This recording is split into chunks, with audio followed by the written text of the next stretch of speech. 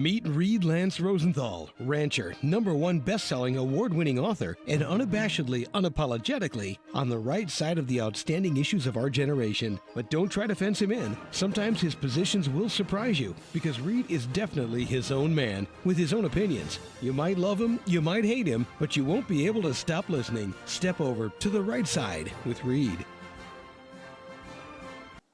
Howdy, listeners and viewers, coast to coast, around the globe, the Gulf of Canada, you name it, everywhere.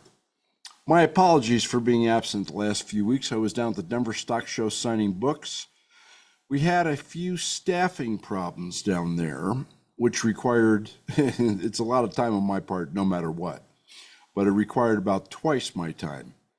And there was just not enough time in the day to get out a show. So, we're going to catch up, and we're going to start off right where I told you we would, which is telling you about and drawing some comparisons to the United States and Argentina. Javier Milei down there, the new president of Argentina, is shaking things up kind of the same way Mr. Trump is shaking things up. So I think you'll find it very interesting as to what's going on in Argentina, because it portends, although on a different scale and obviously in different ways, what you might be seeing coming in here in the United States. Millei, Musk, Trump are all kind of bromance buddies.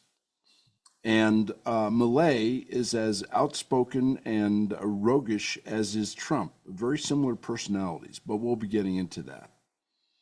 So the other thing I want to tell you, and I'm going to start off with this because I want to give you some backdrop to what I'm going to tell you about what's happening in Argentina, which is pretty close to a miracle, actually, after a century of that country just in the toilet. But what's going on with the United States economy, what's going on overseas with the United States, and the sabotage, the deliberate sabotage of America, the American people, and the incoming Trump administration by the left-wing loonies that have been booted out of office here in the United States is breathtaking.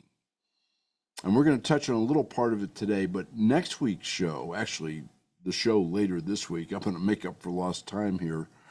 I'm going to give you a long list of what the Democrats, I spelled progressive communists, have been doing in the 3 months leading up to Trump's inauguration and thereafter, because it is breathtaking. I mean, the treason that has been exhibited, the disdain for the American people, the hatred of America in the last 3 months of the Obama third term administration is, it will tell you a lot about them, even more than you know now. But that's coming up in the next show. But just as a backdrop, I'm going to give you a little taste of that leading up into my discourse on Millei and Argentina here and the similarities to the United States and Trump. So first of all, let's start off with our rant story, shall we? So the Denver Stock Show is a big event. It's a big event for everybody. It's a big event for us. I want to say thank you and hello to all the people, all the readers, the new readers, you name it, down there and at Vegas at the NFR in December. And apologize to all of you again, thousands of people, I might add, asking where the hell is book 5 and book 6. They're coming. And there'll be a newsletter coming out from the website here in the next week or two, www.threadswestseries.com. Make sure you subscribe. There's not many that go out, maybe 5 to 6 a year, but they have information. And make sure that you also reserve books 5, 6, and 7 on that website, threadswestseries.com. It is free, the only publisher in the United States that kind of gives you a free pre-order. And in my newsletter, I'll be telling you about the games and shenanigans that are being played, particularly by Amazon and to a lesser extent by Books A Million and Barnes & Noble, to try and grab their portion of the tens, if not hundreds of thousands of pre-orders and reservations for those books. And once again, thank you, readers, and thank you for your patience, and I think you'll be rewarded. But, then again, I'm the author and I'm biased. All right, let's start off with the ranch story. So I come back from the Denver Stock Show. It's 2.5-week grind down there. I mean, literally, you're up at 5:30 in the morning. The way the staffing worked, I really couldn't take any time off in the evenings, leave early, couldn't go in late.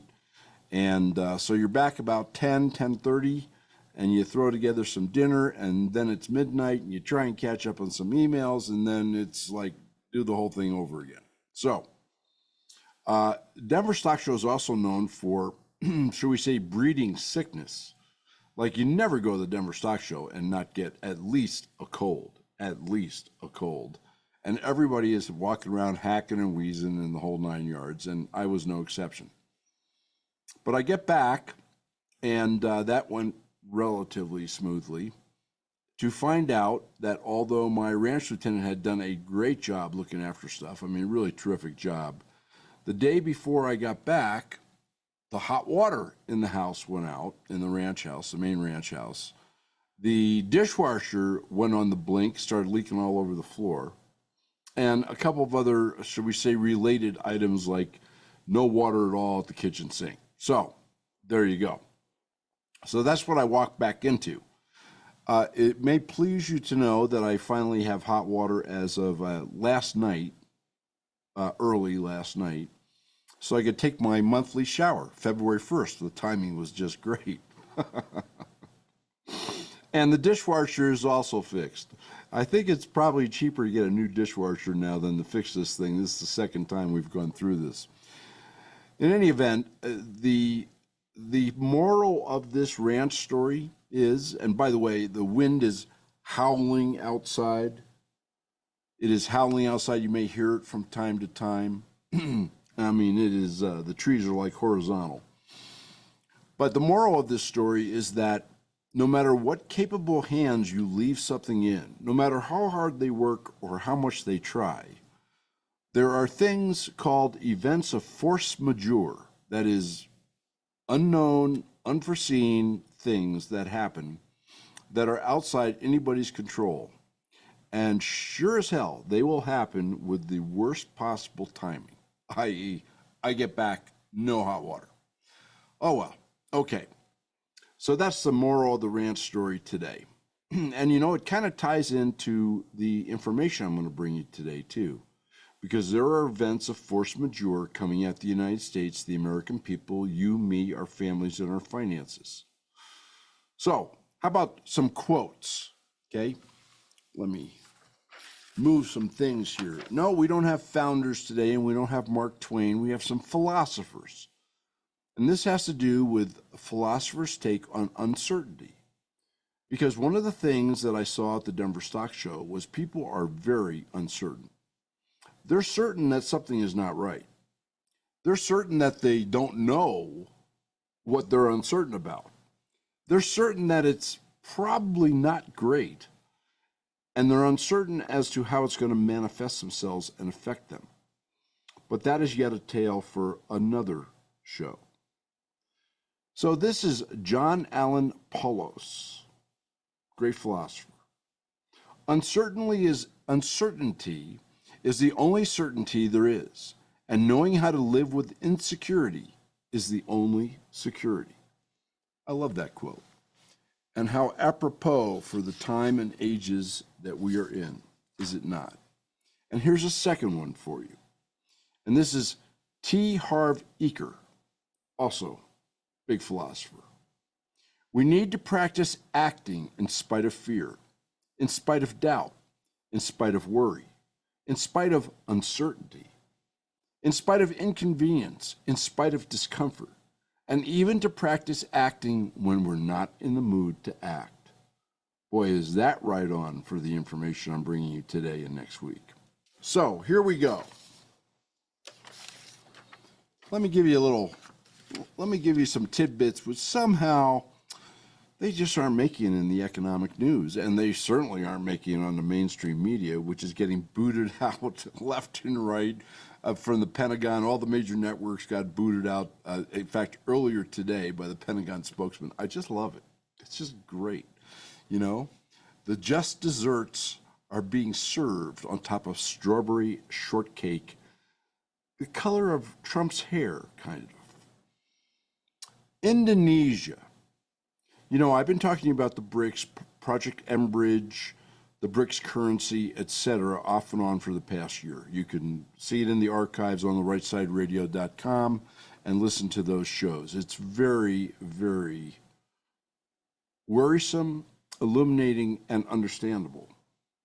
And nothing that we wouldn't be doing if we were on the other side, if we were part of the South Global Complex, which is assembling, to protect ourselves from the vagaries of the communists and socialists who have, up to this year, they're losing their grip, run the Western world. Indonesia. Now, Indonesia, for those of you who don't know, has a population of 280 million people. It's a huge island chain in the Pacific. They're very rich in natural resources and obviously in fish and agriculture and things like that. 280 million people, folks, is only roughly 50 million less than the United States, okay? It's a big country. Well, they became the 22nd country to join the BRICS in the last few days. This is a huge thing. Indonesia, by the way, is a strategic ally of the United States. So, shall we say the pudding is thickening on the ladle. And the BRICS now have, with the addition of Indonesia, 60% of the world's population in the BRICS countries. Remember, there's somewhere between 20 and 40 countries waiting to get into BRICS. Only 22 quote-unquote member countries exist. And the U.S., to put this in perspective, has 4.5% of the population of the world. The BRICS now has, with Indonesia, 35% of the world's GDP. That's its gross domestic product. In other words, its economy, 35%. The G7, including the United States, which used to be top dogs just 5-6 years ago, have now sunk to 28% of the world's GDP. Do you see a graph in your mind here as to how things are going? One of the things which is going on is that China and some of the other BRICS countries are manufacturing better products for less cost in half the time than the G7 countries, who are burdened by regulation, socialist tendencies, we're all going to incinerate, climate change nonsense that's going on, and all sorts of impediments to natural resource extraction and manufacturing. As a for instance, just one for instance, so BDW, I believe the name of the company is, that is a EV, an electric car manufacturer in China. It's generally recognized they now build the best EV car in the world, build the cheapest EV car in the world. I'm not a big fan of cars. I'm kind of a truck lover, but it's not an unattractive car, and it seems to be more attractive than most of the American models that I see, and certainly than Tesla, unless you like futuristic stuff. So basically, just round numbers, they are building and they can sell at a profit an EV, which is better in many respects to the American or Western world EVs, for $30,000, round numbers. Biden and Trump, I might add, together, cumulatively, put on 100% tariffs on cars from China. So if you want to buy this Chinese car, you're going to spend $60,000, $30,000 for the car, and $30,000 to your federal government for the tariff. It just so happens, well, who would have thought, that Ford and General Motors, and maybe Tesla, I don't know, went to the previous administration and said, hey, you got to put tariffs on these guys because they're going to eat our lunch, which, by the way, last time I checked, is kind of what market competition is all about. And Trump first did, and then Biden, Obama's third term, went the extra length to the 100%. It just so happens that if you buy a decent EV rig from Chevrolet, GM, or Ford, you're going to spend $40,000 to $50,000. You're going to get a lesser car than BDY, I believe that's their name. BDY, in the meantime, is busy selling cars like crazy in Europe and around the world. Ford and GM are struggling to sell cars just here in the United States and North America. So this is where government involvement, government regulation, and tariffs, okay, come into play and, shall we say, make things less desirable for consumers, particularly American consumers. Another little factoid for you. We currently owe, and this is way down because they've been selling treasuries that they've been holding, United States treasuries, which we use to finance our debt. They've been selling treasuries and buying gold. Well, that's part of the BRICS plan too, because you need it. If you're going to come up with an alternate currency, it needs to be backed by something, i.e. gold.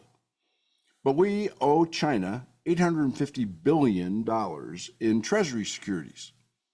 And we're paying interest rates depending upon their duration, their term, whether it's 1 year, 2 years, 10 years, 5 years, around 4.5%. That means that we are paying roughly $50 billion, I'm rounding numbers, a year to China in interest. And China is using this money to, number one, expand their military, and number two, to augment all their manufacturing, including BDY and its electric vehicles, to our detriment. So we're the United States taxpayer, that's right, it's not the government that pays the interest, folks. It's us that pays the interest. We are the government. So the United States taxpayers have been funding China's explosion in military spending, its incursion and, shall we say, global-wide Silk Road Initiative. I brought you a whole series of shows on that. You should really listen to it. It's very important. It's shaping the planet right now. On the rightsideradio.com, just type in Silk Road. And we are paying them to do it because of the fiscal mismanagement of the morons that we have had running this country for, 20 to 40 years. Okay. The Russian economy, all these sanctions that President Cadaver Joe and the real president, Obama third term, slapped on Russia. We were going to crater Russia's industries. We were going to ruin their manufacturing. We were going to make them go broke because they couldn't sell their oil and gas. We were going to ruin their extractive exports. Okay. Jake Sullivan, the NSA, the National Security Advisor, what a friggin' moron. Blinken, another friggin' moron. And of course, Cadaver doesn't qualify as a moron because he didn't have any living brain cells left. But Obama is pretty smart because this hurts the United States, and that is his intention. He's told you that for, since he came on the national scene, just nobody listened, folks. Nobody read his book, Dreams from My Father. You should do that. Get a secondhand copy so he doesn't get a dime. The Russian economy, after all these sanctions, after stealing, the worst thing we could have done in terms of maintaining trust in the reserve currency, stealing $300 billion of their treasuries and using that to finance a war against them in Ukraine. Don't even get me going on that. And then, bombing the hell out of them with American and NATO weapons that we've given to Ukraine, once again paid for by the U.S. taxpayer, I might add. The Russian economy has grown faster than the U.S. economy for the past 2 years. Think about that. It has grown faster and is stronger on a comparative basis. Russia is a much smaller country than the U.S. economy. So So much for sanctions, and so much for the morons which have run our quote unquote foreign policy. Don't even get me started, because then I'll go down the rabbit hole. By the way, to give you an idea of the Russian GDP, it expanded at over 4% over the last 2 years. The United States GDP, if you want to believe the lies from the government, who seem unable to tell us the truth about anything at all, expanded at 2.7% average. China is at 5%, and India is at 7%. Oh, let's see. So Russia, China, and India, who are they members of? Oh, that's right, the BRICS. In fact, they were the original members of the BRICS, right? Brazil, Russia, India, China, and South Africa. The best laid plans of the neocons always go astray. We'll leave it at that. Now, let's talk about Millei down there in Argentina, because all this kind of ties in. Everything is interrelated. So he campaigned, you might remember a year and a half ago, against the socialist communist folks that had run the country since after World War I. He campaigned as a libertarian capitalist, and he's a wild man. His hair is all over the place. He talks about his sexual exploits all the time. He's a young guy. He carried a chainsaw around with him at his rallies, which kind of emulated Trump on, saying he was going to cut the living hell out of the Argentinian government, save money, get inflation down, etc., and proposing a whole bunch of really radical reforms, particularly for Argentina. As a little background, Argentina was one of the wealthiest, one of the top 10 wealthiest nations in the world in the early 1900s up to World War I. Top 10. And it was a mecca for Europe, Asia, and all the wealthy, shall we say, socialites around the globe. After World War I, socialists and then communists got elected. And they plummeted downhill. They didn't go steadily downhill. They just went off a cliff. Perón, a guy by the name of Perón particularly, communist socialist, he was in power from 1946 to 1955. And he ruined the country. I mean, he turned the economy upside down. Inflation went crazy. He nationalized most of the industries and larger companies in the country, and we all know what a great job a government does of running companies, right? Because governments are so concerned about profits. And it's gone downhill since then. Well, the Argentinian people have had enough. They defaulted on their international debt in 2001. Their inflation rate has hovered over the last 10 years, hold on to your hat, at 289% per year. That's 289% per year. That's because their central bank was printing money. Oh, well, does that sound? Oh, you mean like our central bank? Because it was printing money, and the more money you have, the less each piece, in their case a peso, in our case a dollar, is worth, which is inflation. Remember, folks, inflation is not the increase in prices or values of goods and services.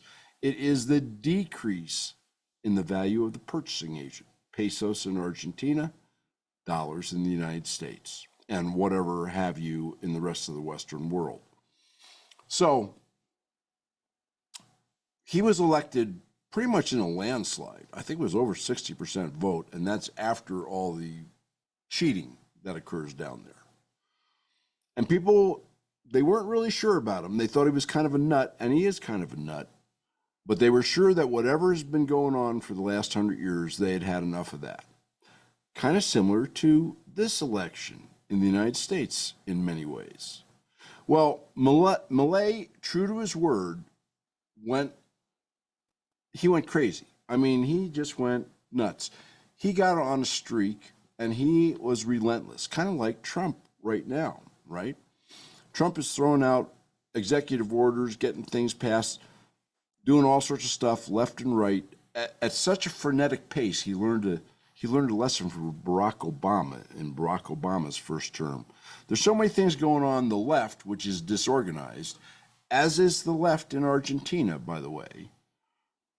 Can't really get a grasp. They don't know. There's so many targets, they don't know what to shoot at. So therefore, they're missing with every trigger pull of theirs. The same thing is going on in Argentina. And he implemented a series of austerity measures. He promised to cut half the departments and agencies in the Argentinian government. That was the chainsaw, which I thought was great. Okay. He's slashing the energy and transportation subsidies that the communists gave out to their buddies and lackeys. He's laying off tens of thousands. Does this sound familiar, by the way? Doge, etc., in the United States.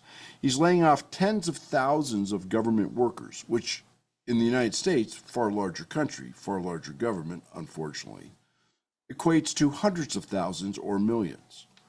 He's freezing all public infrastructure projects. He's imposing wage and pension freezes below the inflation rate because I've brought you these stories. Nobody talks about it, but there's a whole nasty, shall we say, dragon head, ugly monster out there on the which is kind of three-headed, right? We have our debt, we have our economy, and then we have our unfunded liabilities, which is Social Security, Medicaid, and pensions. And I have a whole show on the pensions and the problems in the United States. Well, the same thing is true in Argentina. So he warned everybody, similar to the United States over the last 3 months, that there was going to be pain in the beginning, but that the end result, the medium term, would be better, and the end result would be well worth the pain. And the Argentinians, after 100 years of getting their teeth kicked in, were willing to give him a try. And unemployment has climbed. Economic activity has declined. Poverty has increased. In fact, by the Argentinian standards, from 25 to 50%. Yet, Millei retains positive ratings of 50 to 60%, depending upon where you go in Argentina, because he has inflation way down. And that was his first line of attack, to get inflation down for the common man. He has reduced inflation, believe it or not, from about 29% per month to 7% per month over the last 3 or 4 months. Bonds, their bond market, which is the key to their financing, just like the United States, our bond market is the key to our financing, has rallied. Strongest it's been in a century. And the black market dollar and the official rate, because in Argentina with 289% inflation, there was all sorts of black market activity. That differential, in other words, the impetus to use the black market rather than the standard economy, has decreased by 44%. Its country risk index, Argentina's country risk index, which is kind of the measure of its risk of default on international debt, has gone to the lowest point in 5 years. The inflation rate in December, just to give you the last month, December of 2023 was 25.5% per month. Per month, folks. It's 2.7% in October and November. That's, why don't we just say Argentinians, even though they still think Millei is crazy, they're buying into the program. They're seeing progress. Their costs are going down. Their standard of living, despite the increase in poverty over the first 6 to 9 months of his term, is getting better. And they're giving him more and more rope. Unfortunately, once again, kind of like the United States, he doesn't really control Parliament. Okay, there's still a bunch of Peronists, socialists, and communists there. And of course, the socialist and communist parties, which he's deposed, are screaming and yelling and talking about going to the street, kind of like Hakeem Jeffries the other day. Did you hear him? Well, with what's going on, we're going to have to take to the street. I don't know. It sounds like an insurrectionist to me. Maybe a J6 type. Maybe we should, have a trial and lock him up for maybe 3 years in a dungeon.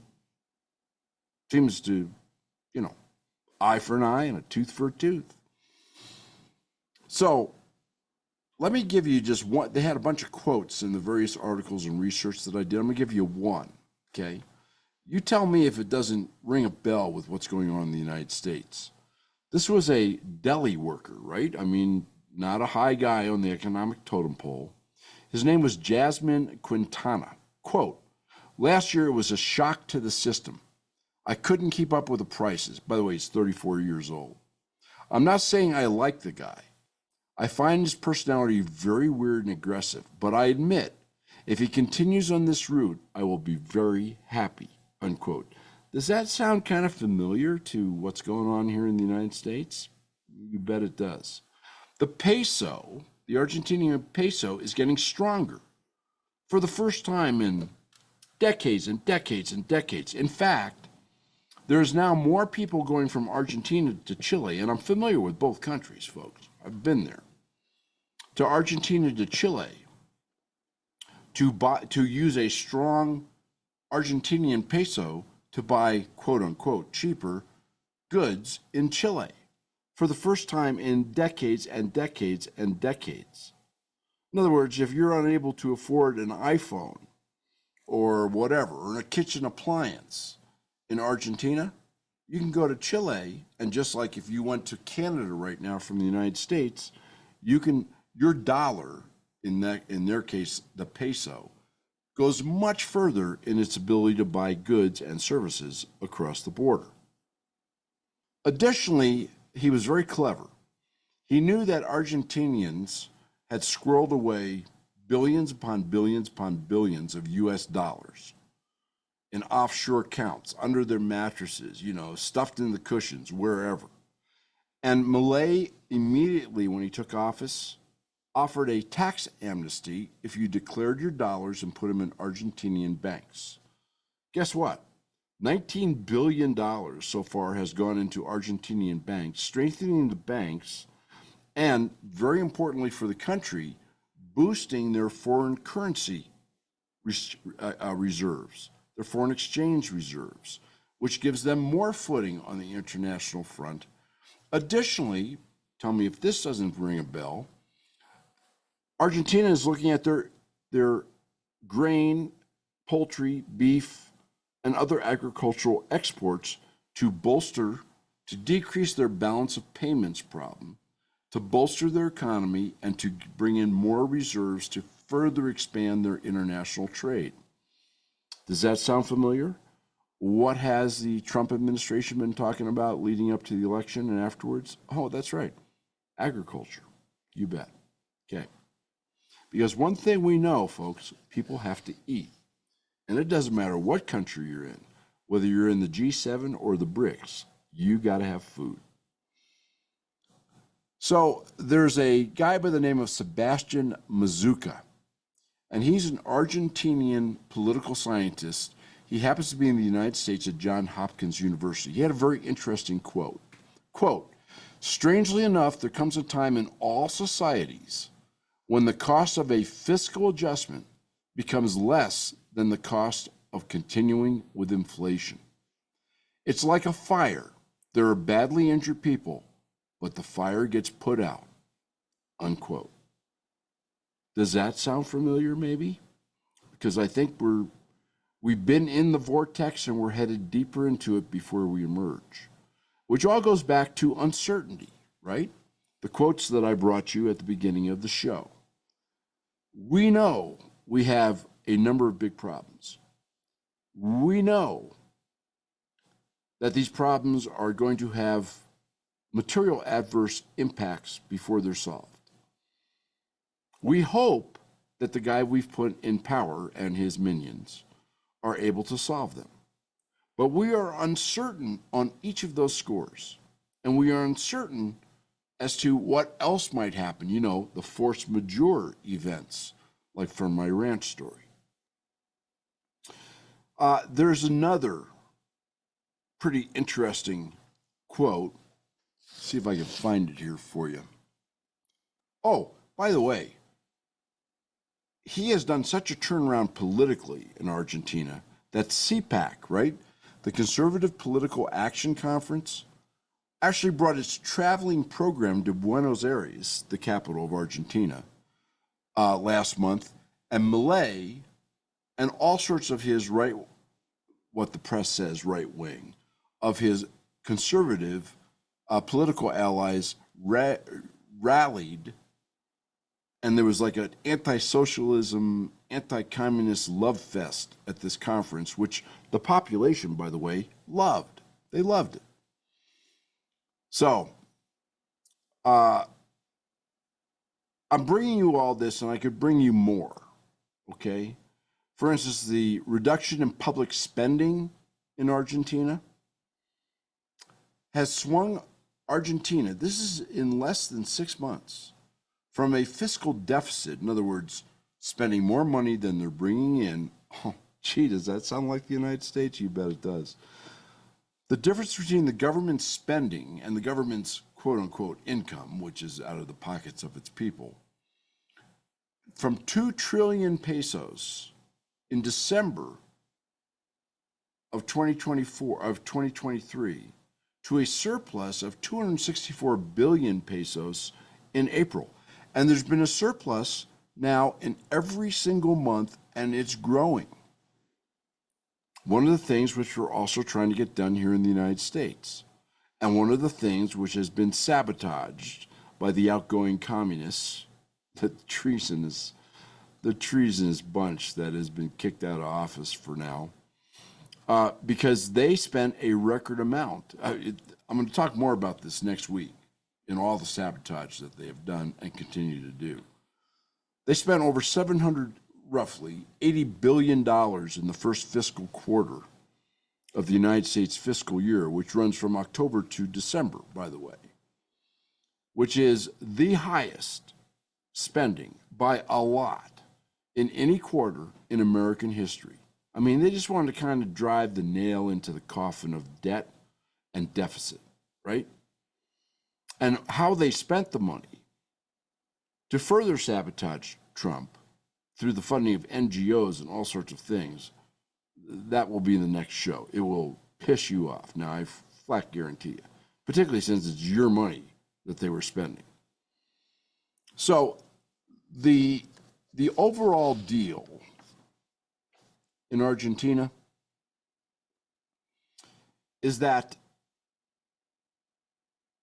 what is being done in Argentina by Millei, I don't want to say is being mirrored, but it's also influencing what Trump is doing in the United States and vice versa. I mean, the two leaders are definitely in sync with one another. And hopefully, looking at what's happening in Argentina, which, listen, we're not in good shape.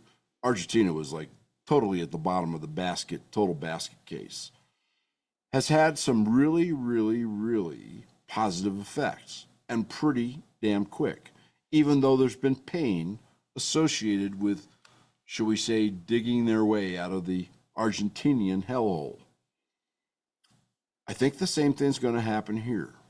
There's a lesson in what's going on in Argentina in a whole bunch of ways, and we should pay attention to what Millei is doing, because I think it gives us, while it doesn't remove the uncertainty that we are all facing, it gives us some hope that perhaps our uncertainty is a bit